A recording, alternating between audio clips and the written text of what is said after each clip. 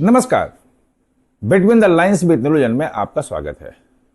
आज हम बात करेंगे कि जो ईसाई संगठनों के प्रतिनिधि जो विल्सन जो हैं वो एमपी भी हैं डीएमके के, उनके नेतृत्व में सब लोग जाके मिले। अमित शाह से लंबी मुलाकात हुई। अमित शाह ने पूरी बात सुनी है। उस बैठक में क्या क्या हुआ ये भी बताएंगे आपको, और अब उन मांगों को लेकर के सरकार क्या सोच रही है ये भी आपको बताएंगे।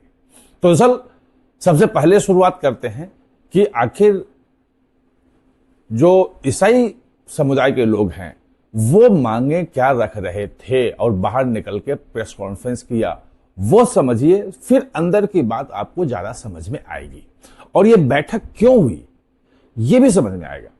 तो सर उनकी मांग जो है वो सीधी सी बात है कि वो एफसीआरए चाहते ही नहीं हैं।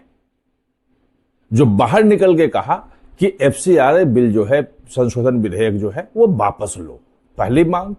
दूसरी मांग उनकी है कि अगर वापस नहीं ले सकते हो तो ज्वाइंट पार्लियामेंट्री कमेटी जेपीसी में इसको भेज दो, यानी कि ठंडे बस्ते में डाल दो। 6 महीने बाद, साल भर बाद जब उसकी रिपोर्ट आएगी तो आगे देखा जाएगा, आगे की रणनीति आगे बनेगी, यानी तत्काल इसको रोकना जरूरी है। ये उन्होंने अमित शाह के सामने बात रखी और बाहर भी आगे कहा।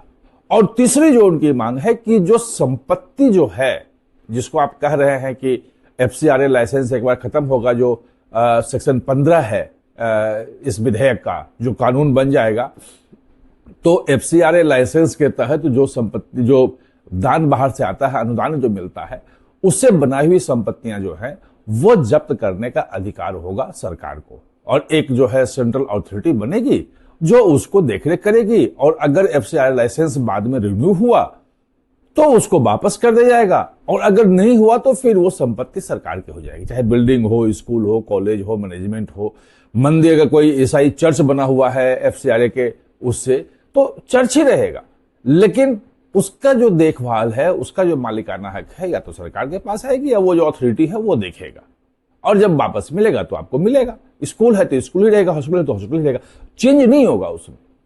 वो ये कह रहे हैं कि इसको आप खत्म कर दो, उसमें से डिलीट मारो, फिर आप पास करवाओ। तो दरअसल जैसे ही इन लोगों ने अमित शाह से मिला, अमित शाह जानते हैं आपकी नो नॉनसेंस होम मिनिस्टर हैं, वो बिल्कुल दो टूक कहते हैं और एकदम खड़ी खड़ी बात करते हैं। तो जैसे ही ये विल्सन की तरफ से और बाकी लोगों ने कहना शुरू किया कि इस कानून को आप जो है वापस ले लीजिए, इसकी जरूरत ही नहीं है, और जो आ रहा है वायदे दीजिए, उन्होंने कहा कि ये नहीं होगा, विधेयक तो पास होगा, आप आगे की बात कीजिए। ये संभव नहीं है कि आपने मांग रखा और हमने उसको कर दिया, बिल्कुल क्लियर कट उन्होंने कहा। उसके बाद वो आया कि जेपीसी को भेजिए, तो बोला कि इन्होंने कि जेपीसी को भेजने का फैसला पॉलिटिकल फैसला होता है। पॉलिटिकल पार्टी अगर संसद के भीतर अगर मांग करती है, उनका यह कहना है कि इसको जेपीसी में भेजिए, और अधिकांश अगर सांसदों की राय होती है तो सरकार विचार करेगी। बाहर कोई बॉडी आके कहे कि भाई इसको जेपीसी में भेज दो, तो ये नहीं होता है। ये जेपीसी में भेजने का फैसला जो है वो फ्लोर जो है उसका वहां होता है, सरकार वही अनाउंस करती है और वहां डिमांड उठनी चाहिए। अभी तक वो डिमांड कोई उठी नहीं है।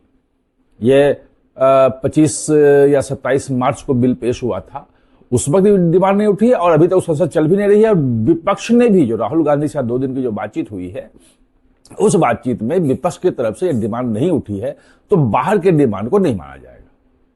फिर आई बात कि जो 15 जो है ये करने वाला, इसको एबॉलिश कर दीजिए। बोले कि बिल्कुल नहीं, फिर तो कोई भी एफसीआरए लाइसेंस जो है दावे करके लेगा और उसके बाद पैसे बाहर मंगाएगा, एसेट बना लेगा, और उसके बाद एफसीआरए लाइसेंस कैंसिल हो गया तो भी कोई बात नहीं। ये नहीं होगा, बिल्कुल एकदम उन्होंने कहा कि ये चलेगा और ये आएगा।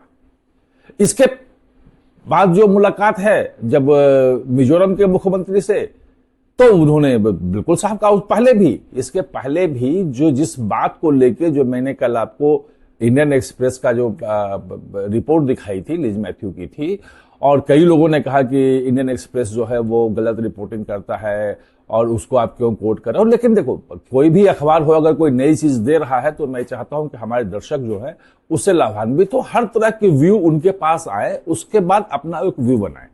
हम जो वो कोई कर रहा है तो उसको भी सामने देखना चाहिए और फिर उसको समझना चाहिए। तो वो जो उसने लिखा था कि सॉफ्ट स्टैंड ले रही है, थोड़ा सा रुख सॉफ्ट किया है, मुझे जो लग रहा है कि जो मिजोरम के मुख्यमंत्री वाली बातचीत थी, या जो कैथोलिक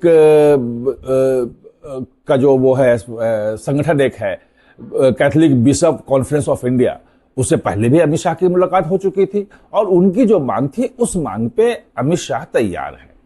उनका कहना साफ है कि अगर जो पुराने एसेट्स बने हुए हैं ये कानून के पास होने के बाद, वो उस एसेट्स का जो जब्त करना है सरकार ले लेगी, ये नहीं होगा।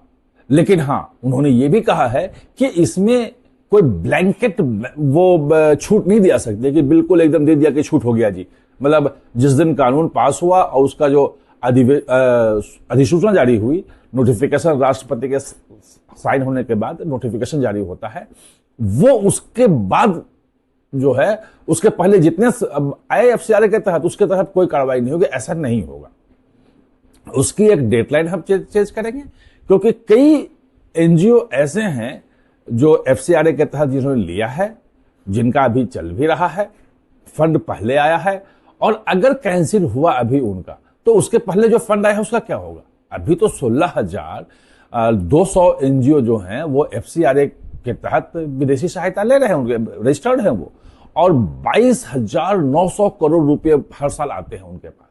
आप सोचो 22,900 करोड़, तो ये जो अभी ले रहे हैं, तो जो जिस दिन कानून पास होगा, क्या उसके एक दिन पहले तक जो पैसे आए थे उसका जब्त नहीं होगा, उसे बनाएगी संपत्ति?